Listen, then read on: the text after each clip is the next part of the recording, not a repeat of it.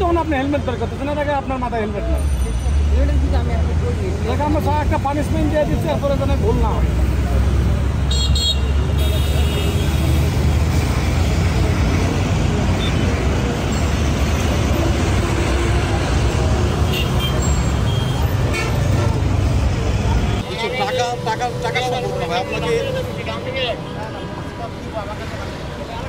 আমরা তো টাকা নিতে পারবো না ভাই, আপনাকে আমি একটা কিউআর কোড দিব, আপনার যদি বিকাশ অ্যাকাউন্ট থাকে বিকাশ অ্যাকাউন্ট থেকে পেমেন্টে যে আপনার স্ক্যান করতে হবে।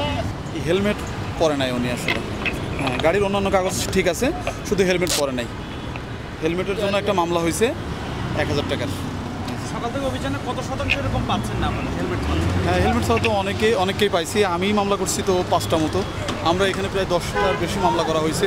এবং আপনারা জানেন যে এই যে বিশেষ করে যে এই রোডটা আপনার নিকুঞ্জ পর্যন্ত, এই রোডটাতে প্রচুর পরিমাণ বাইকের অ্যাক্সিডেন্ট হয়। তো সুতরাং এই রাস্তায় আমরা বাইকের ব্যাপারে খুবই কঠোর, আমরা এখানে কোনো প্রকার মার্জনা করি না। বাইকে যদি কোনো বাইকারের পিলিয়নার বা ড্রাইভারের যদি হেলমেট না থাকে সেক্ষেত্রে আমরা মামলা দিয়ে দিই। এই মামলার প্রথমবার মামলা ঢাকা মেট্রো যে আইন আছে এখানে আপনার প্রথমবার 1000 টাকা আসে, সেম অপরাধ যদি আরেকবার করে বা পুনরায় করে সেক্ষেত্রে 2000 টাকা আসে। আজকের অভিযানে মামলা হয়েছে 19টি এবং জরিমানা হয়েছে 52,000 টাকা। আর আমরা ফিটনেস না থাকার কারণে হানিফ, আজমেরি এবং ভিআইপি এই 3টা বাসকে আমরা ডাম্পিং দিয়েছি। তো এখানে আইনের কি ব্যত্যয় পেলেন আসলে? এই যে যারা ঢাকা ময়মনসিংহ মহাসড়ক ব্যবহার করতেছে, গুরুত্বপূর্ণ একটি মহাসড়ক, এখানে আইনের কি ব্যত্যয় পেলেন আসলে? যানবাহনগুলো কী ধরনের আইন ভাঙছে তারা?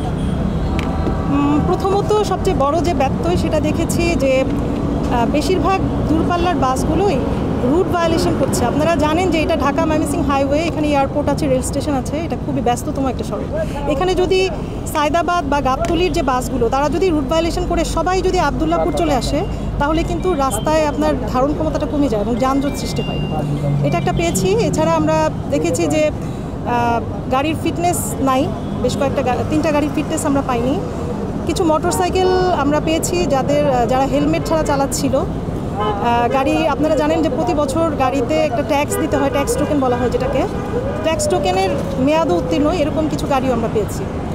এই যে আমরা সবসময় দেখি আসলে যে এই যেটা বললেন রুট ভায়োলেশন, বাংলায় যদি বলি যে সড়কের গাড়ি সেই সড়কে না চলে অন্য সড়কে চলে আসে, সেক্ষেত্রে এই যে আমরা অভিযানের পর অভিযান হচ্ছে, বাট এই যে মালিক যারা রয়েছে এরা তো স্টাফ, যাদেরকে জরিমানা করা হচ্ছে, তাদেরকে মেসেজ দেওয়ার জন্য আপনাদের বিআরটি কর্তৃপক্ষ কোনো ব্যবস্থা নেবে? জি, আমাদের বিআরটিএতে মান্থলি মিটিং হয়, সেখানে মালিকদেরকে সবসময় বিষয়টা বলে দেওয়া হচ্ছে। কিন্তু আমরা দেখা যাচ্ছে যে এখানে একটা চোর পুলিশ খেলার মতো চলছে। আমরা তাদেরকে বলছি, তারা বিষয়টা গায়ে লাগাচ্ছেন না, তারা দেখা যাচ্ছে যে একটু সুযোগ পেলেই চলে আসছেন। আরেকটা বিষয়, হাইড্রোলিক হর্নের কথাটা তখন বলা হয়নি।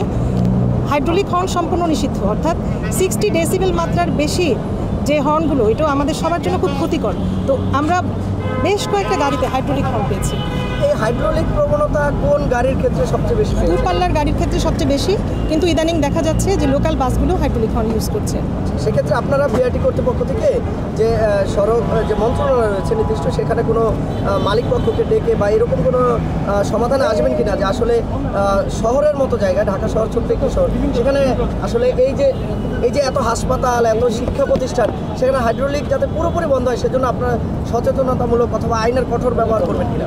আপনারা জানেন যে কিছুদিন আগেই, কয়েক মাস আগে এখানে লা মেরিডিয়ান থেকে এয়ারপোর্ট উত্তরা পর্যন্ত একটা নীরব এলাকা কিন্তু ঘোষণা করা হয়েছে। একটা এনজিও কাজ করেছে বেশ কয়েকদিন ধরে, সবাইকে লিফলেট বিতরণ করা হয়েছে। এবং প্রতি মাসে যে আমাদের বিআরটিএতে যে মিটিং হয় সেখানে মালিক পক্ষদেরকে সবসময় জিনিসটা বলা হচ্ছে। এখন আসলে হাইড্রোলিক হর্ন ঢাকা শহর কেন, পৃথিবীর কোথাও আসলে এটা ব্যবহার করা এটা নিরাপদ না, এটা সবাই ইতিমধ্যে জেনে গেছে। কিন্তু তারপরেও একটা গাড়ির সাথে আরেকটা গাড়ি প্রতিযোগিতামূলকভাবে চালানোর জন্য তারা এই হর্নটা তারা ইউজ করছে। কিন্তু আপনারা এটা ইনক্লুড করেন নাই। সেটা হচ্ছে আজকের এই অভিযানে আমাদেরকে বাংলাদেশ সেনাবাহিনী সহযোগিতা করেছে, তাদেরকে অসংখ্য ধন্যবাদ।